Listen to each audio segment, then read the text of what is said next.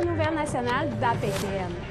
Des employés suspendus au Conseil des Anishinabek de Kiksakik pour avoir bloqué l'accès à la communauté aux travailleurs provenant de l'extérieur. 2 poètes Innu parmi plus de 50 auteurs ont été reconnus lors de la remise des prix littéraires du gouverneur général. Une visite exclusive de l'Arena en cours de construction avec le chef Lucien Wabananik du Conseil de la Nation Anishinaabe du Lac-Simon. Kwe, bonjour, je m'appelle Chouchane Bacon et je vous souhaite la bienvenue aux Nouvelles nationales d'APTN. Des gestionnaires et des employés du Conseil des Anishinabek de Kiksakik ont bloqué l'accès à la communauté aux travailleurs provenant de l'extérieur. Leur but, se faire entendre par leur conseil de bande. Mais ils ont été sanctionnés pour une durée indéterminée. Pour rappel, Kiksakik a 379 résidents et 149 non-résidents selon Service aux Autochtones Canada. Voici ce que j'ai préparé pour vous. C'est notre chef, c'est notre conseil, on a le droit de dire ce qu'on pense. Puis le huis clos, ça a d'excuses. Puis tu es complice de ça quand tu devrais nous laisser rentrer. Il y a un aîné. Dans notre coutume, là, quand un aîné veut rentrer pour s'adresser au conseil, il a le droit. Une réunion spéciale à huis clos des membres élus du Conseil des Anishinabek de Kiksakik a eu lieu à l'hôtel Forestel de Val-d'Or, où le chef Régis Penesoué ainsi que les 4 conseillers se sont réunis pour discuter de la crise qui sévit au sein du conseil de bande. Plusieurs personnes les attendaient, dont les employés de l'école primaire Mikizisech ainsi que ceux du CPE Mizi-Pizoun. Je vais aller dans la salle à 3 heures, puis c'est ça mon plus gros combat pour les enfants. Pour les enfants, puis pour votre salaire aussi.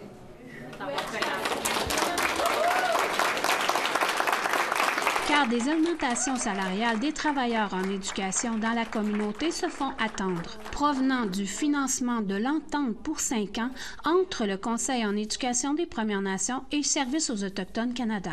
Luc Letourneau, directeur de l'éducation à Kiksakik, affirme être présent pour l'éducation des enfants. Le groupe qui fait le barrage a été mis au courant que le Conseil, et puis là, quand je dis ça, je ne fais pas de politique, là, évidemment, là, c'est pas mon rôle, mais refusait de signer la résolution qui permettait d'accorder à nos employés l'augmentation salariale à laquelle ils avaient droit. De toute façon, l'argent est rentré. C'est même pas une question financière, l'argent est là. Le chef Régis Penesoué assure en entrevue que les augmentations salariales vont être données afin de respecter l'entente de financement. Oui, les fonds ils sont là, juste comme on dit, nous, comme conseil, on ne peut pas signer de résolution si on ne voit pas les chiffres. Ça a été présenté. Le 26 mars dernier, nous, le conseil, on était en attente de nos gestionnaires. Comment? Puis il y avait une résolution qui était préparée en fonction. Mais le 26 mars dernier, les gestionnaires étaient à la tribune de presse parlementaire à Ottawa. Après plusieurs heures d'attente, une décision a été prise, dans laquelle 14 employés du conseil de bande ont été suspendus avec solde d'une durée indéterminée en violation au code éthique de l'employé du Conseil des Anishinabek de Kiksakik. 8 employés par intérim ont été désignés pour remplacer ceux qui ont été suspendus. Une enquête administrative du cabinet d'avocats Kane Lamar a été demandée. L'éducation, on demandait d'avoir les chiffres. On ne les recevait pas. Jusqu'à temps qu'on prenne les mesures, aujourd'hui, qui est des mesures drastiques, mais c'est pour le bon fonctionnement du Conseil qu'on a pris ça. La raison de leur suspension, suite à votre participation à une conférence de presse à la CPAC qui a été diffusée le 26 mars 2024, une visite au Bureau des Services autochtones Canada à Québec le 9 avril 2024, une visite au bureau du ministre responsable des relations avec les Premières Nations et les Inuits à Québec le 9 avril 2024 et un barrage routier sur la route 117 à la jonction 38 le 15 et 16 avril 2024. Or, les 2 jours précédents, un barrage est installé à l'entrée de la communauté, durant laquelle les travailleurs venant de l'extérieur ne pouvaient pas passer. Par contre, la circulation des résidents de la communauté était accordée. Plusieurs points étaient demandés pour lever le barrage. Adrienne Anishinaapeho est la porte-parole du groupe des manifestants. Et nous, on est là pour défendre l'avenir de nos jeunes parce qu'on se préoccupe beaucoup et sur la façon que le Conseil présentement traite les dossiers de l'éducation. Là, ça nous préoccupe au plus haut niveau. Elle explique que le groupe dénonce l'ingérence politique des élus. De relever les fonctions d'une directrice générale, tu sais, ça ne se fait pas, ça. Partout ailleurs, on ne voit pas ça. Un chef qui s'occupe de l'administration et de la gestion des ressources humaines. Puis ça ne se fait pas. Puis c'est une première à Kitsagik qu'on voit ça. Et ce n'est pas correct. C'est pas correct de faire ça. Puis de ne pas faire confiance aussi aux gens de sa communauté. Elle ajoute qu'elle n'a pas confiance à l'enquête indépendante mandatée par le Conseil de banque. Ici, une prière de gratitude adressée au Créateur. Doris Papati, directrice générale au Conseil des Anishinabek de Kiksakik, est inquiète concernant la paix sociale et la sécurité des résidents dans la communauté. Il n'y a pas de structure au conseil pour faire cesser les agissements, là, les irrégularités aussi d'un conseil de banque, ça. Fait que c'est tout ça. Quand on est de bonne foi, bien, on est capable d'adresser ce qui ne fonctionne pas, mais quand les gens le prennent aussi personnel, c'est les enjeux de gouvernance ici, là. Par courriel, Service aux Autochtones Canada affirme ne pas vouloir s'ingérer dans les discussions internes de la communauté. Le gouvernement du Canada est prêt à payer une médiation pour faciliter ces discussions et nous avons fait cette offre à la communauté. Nous encourageons fortement toutes les parties impliquées à accepter cette offre. Il est essentiel de trouver une solution rapidement parce que les enfants ne peuvent actuellement pas aller à l'école. Les communications entre les manifestants et les membres élus semblent inexistantes. L'inégalité est là. C'est ça nous autres, c'est ça qu'on demande, qu'on soit traité d'égal à égal. Il y en a un monsieur qui est assis là, juste une journée, il est suspendu. Tandis qu'il y en a d'autres qui écrivent des niaiseries dans Facebook, là. Ils ne sont pas suspendus. Nos gestionnaires, il y a eu une suspension avec SOLT. C'est comme un peu, je vous suspends, mais vous ne dites plus un mot. Comme qu'on fait aux femmes comme ça. Le chef avoue être ouvert à la discussion sur des sujets concrets. Selon les manifestants, ils n'ont pas l'intention d'arrêter leur protestation. Shushan Bacon, Nouvelle nationale d'Apéten, Kiksakik. Pendant une cérémonie à Rideau Hall à Ottawa, plus de 50 auteurs ont été reconnus lors de la remise des prix littéraires du gouverneur général.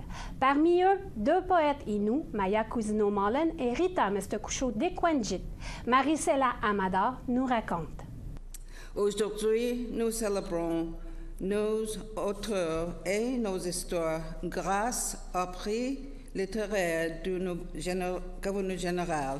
Mary Simon, la première gouverneure générale autochtone du Canada, a remis les plus prestigieux prix littéraires du pays lors d'une cérémonie à Rideau Hall. Les lauréats des années 2020 à 2023 ont été reconnus pour leurs excellences. À t'écouter, Le cœur du caribou, Rita Mestakusho, publié par Mémoire d'Encrier. L'un après l'autre, les auteurs sont venus recevoir leur prix des mains de la gouverneure générale et d'être célébrés pour leur contribution exceptionnelle à la littérature canadienne. Enfant du lichen, de Maya Cousino-Mullen, publié par Édition Anénorak. L'auteur inou, Maya Cousino-Mullen, a été particulièrement honorée que son prix lui soit remis par une gouverneure générale autochtone. Je me sens calme, je me sens heureuse. En même temps, c'est un peu, je ne veux pas dire contradictoire, mais en tant que femme autochtone, encore statuée de la loi sur les Indiens, d'être ici, c'est un beau terrain pour un poème. Et aussi, mais je me sens aussi contente et fière de représenter ma nation. Cousino-Mullen espère que son prix inspirera les jeunes artistes autochtones émergents et les encouragera à continuer d'écrire. Elle explique que son livre, Enfant du lichen, a été inspiré par la colère. Une espèce de sentiment d'impuissance face à la colonisation. Je parle aussi du cas des femmes autochtones assassinées ou disparues, le cas de Dame Joyce Echaquan, un petit hommage à Joséphine Bacon et à toutes ces grands-mères qui se promènent sur le territoire, alors que nous, on a mis nos mocassins pour venir ici. Chaque lauréat a reçu une édition de son livre spécialement conçu et relié à la main, avec une couverture unique, ainsi qu'un prix de 25 000 $. Après la cérémonie, la poète Innu, Rita Mestokosho, a rempli la salle de bal de Rideau Hall d'une chanson improvisée.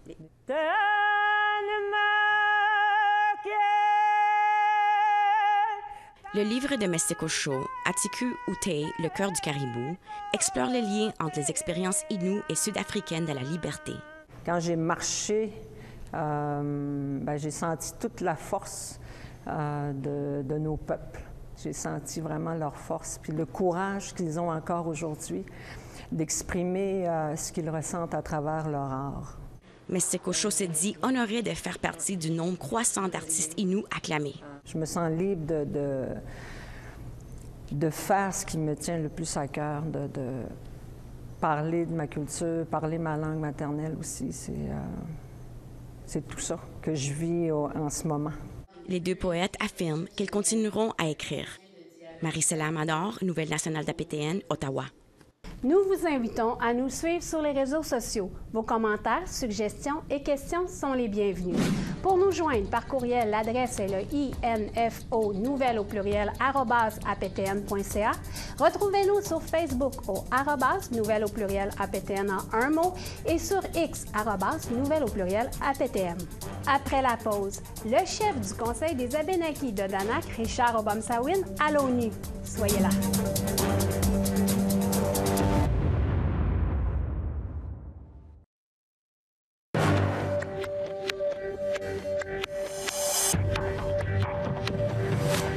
Bienvenue. Le gouvernement fédéral a dévoilé son budget 2024 la semaine dernière. Ottawa a affecté 9 milliards de dollars aux communautés autochtones, inférieur au budget précédent. Le nouveau budget ne répond pas aux attentes de divers groupes, dont l'Assemblée des Premières Nations. Toutefois, le gouvernement fédéral affirme que le budget s'appuie sur les investissements passés. Parmi les postes les plus importants du budget, on trouve 1,5 milliard de dollars pour les services aux enfants et aux familles autochtones, 1,3 milliard pour la santé des Premières Nations et des Inuits, un système de collecte d'impôts pour les communautés des Premières Nations et un programme de garantie des prêts autochtones qui permettra aux communautés d'obtenir des fonds pour participer au développement des ressources naturelles et aux projets énergétiques sur leur territoire.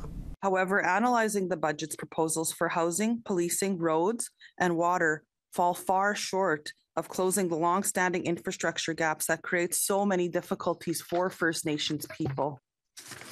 Last week, the Assembly of First Nations and the federal government co-released a report identifying the infrastructure gap among First Nations to be over $350 billion. Le chef du Conseil des Abénakis de Danak, Richard Obomsawin, s'est adressé à l'ONU la semaine dernière pour remettre en question la clause sur l'auto-identification de la Déclaration des Nations unies sur les droits des peuples autochtones.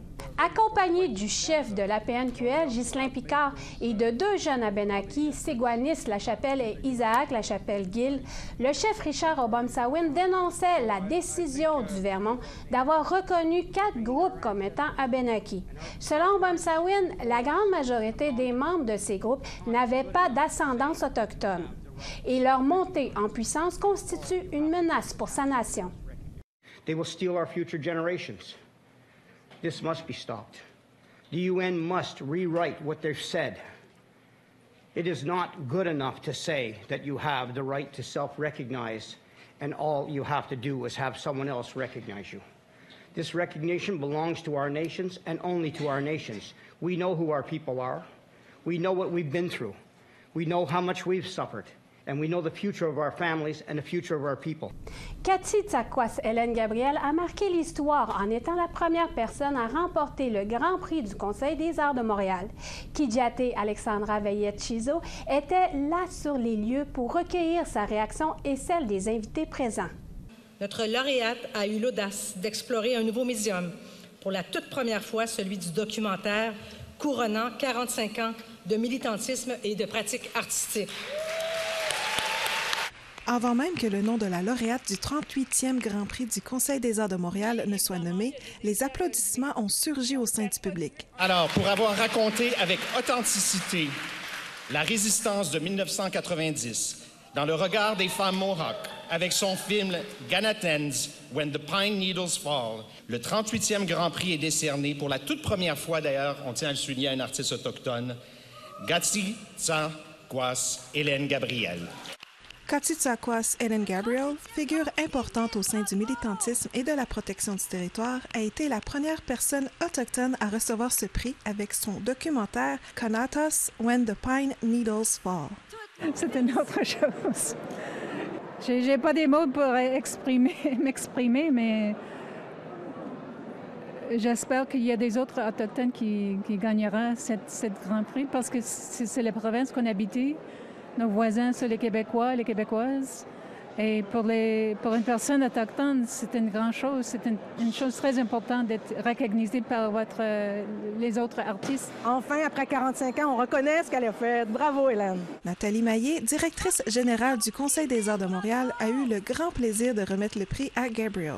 Le Grand Prix du Conseil des arts de Montréal, c'est un moment où est-ce qu'on veut s'arrêter et se dire qu'est-ce qui a marqué et qu'est-ce qui pourrait historiquement nous avoir une référence au sein de Montréal.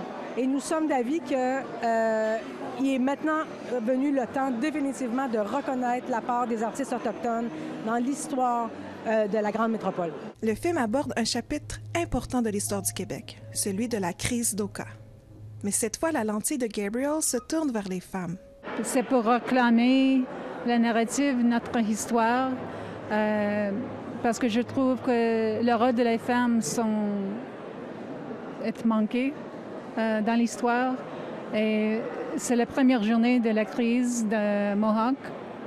Et les femmes, comme dans toute notre histoire, sont engagées dans la résistance. Et pour moi, c'est un besoin.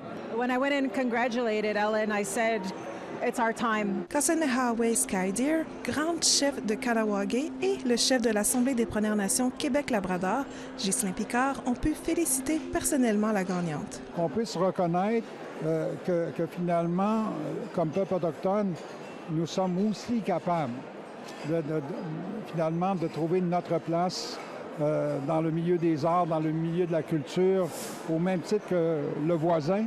Moi, je pense que c'est de toute beauté. C'est un honneur tout à fait exceptionnel pour Hélène Gabriel aujourd'hui. Just so proud, of our people.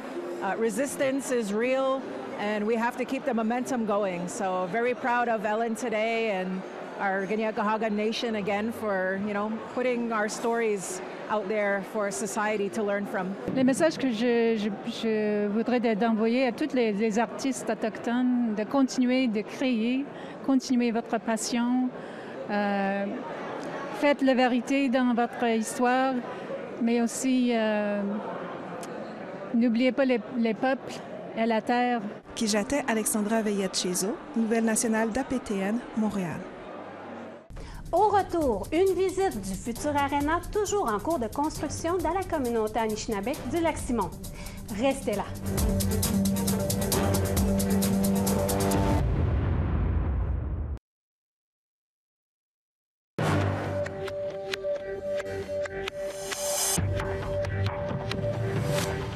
Bienvenue.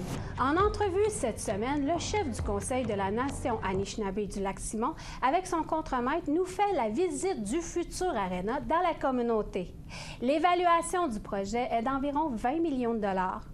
C'est le deuxième Aréna de cette dimension en Abitibi-Témiscamingue. Les voici. Comme vous voyez, toute la structure de bois avec l'acier, c'est très chic. On va monter en haut, là, vous allez voir la différence.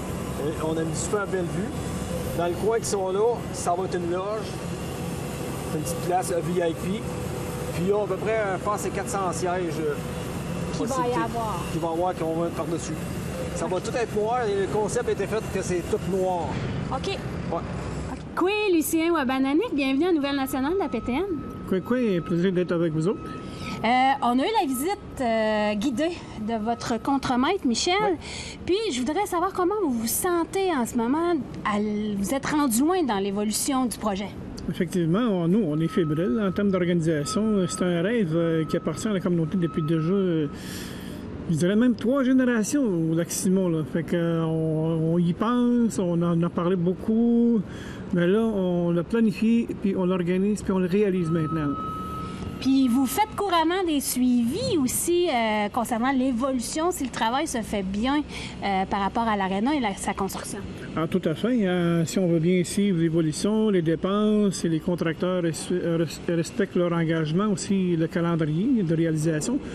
C'est sûr qu'on suit ça de très près, là. Mais on est très content de l'entrepreneur qui fait les travaux. Ils sont dans les temps et ils respectent vraiment leur engagement. Là. Bon, fait que ça, c'est la partie de la salle communautaire, comme je disais. Fait que c'est quand même assez grand. Je peux pas savoir au moins pas une centaine de personnes. Là. Fait que les gens ils vont avoir des tables ici. Ouais, ils vont la manger comme ils vont l'aménager. OK. Ouais. Fait que tu as le comptoir de service pour le casse-croûte. OK. Puis on aménage. Dans le coin, qu'on voit les toiles noires dans le coin, ça va du vitrage. OK. Ah, ils vont pour l'extérieur. Fait que ils vont tous voir à l'extérieur en plus. C'est ça qui va être la fun. Ça ne sera pas juste fermé. Okay. C'est très rare qu'on voit ça. La lumière de l'extérieur va rentrer. Et voilà. La population réagit comment à ce projet-là?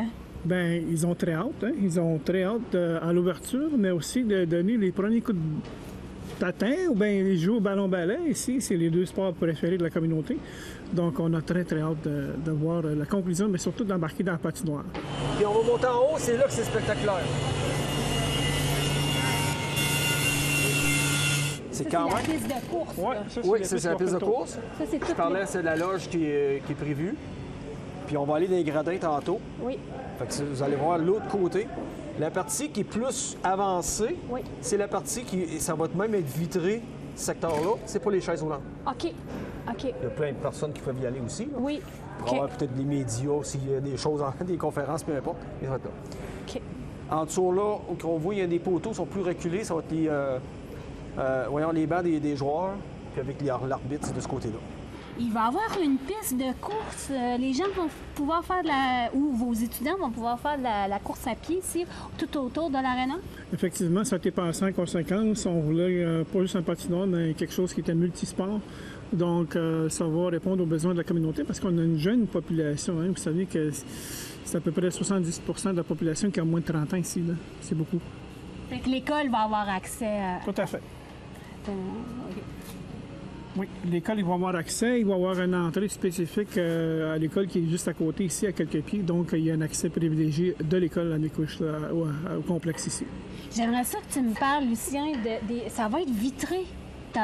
Ton aréna est vitré ici.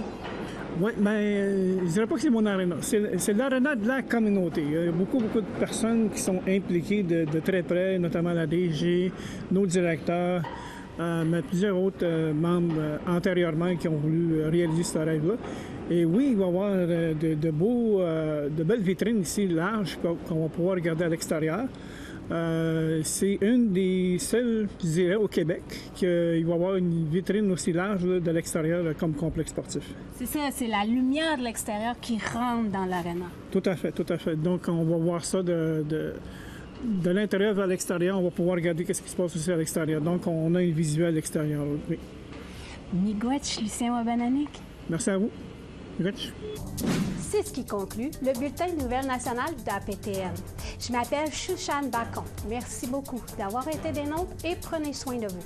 À la semaine prochaine. Yame Wimsich.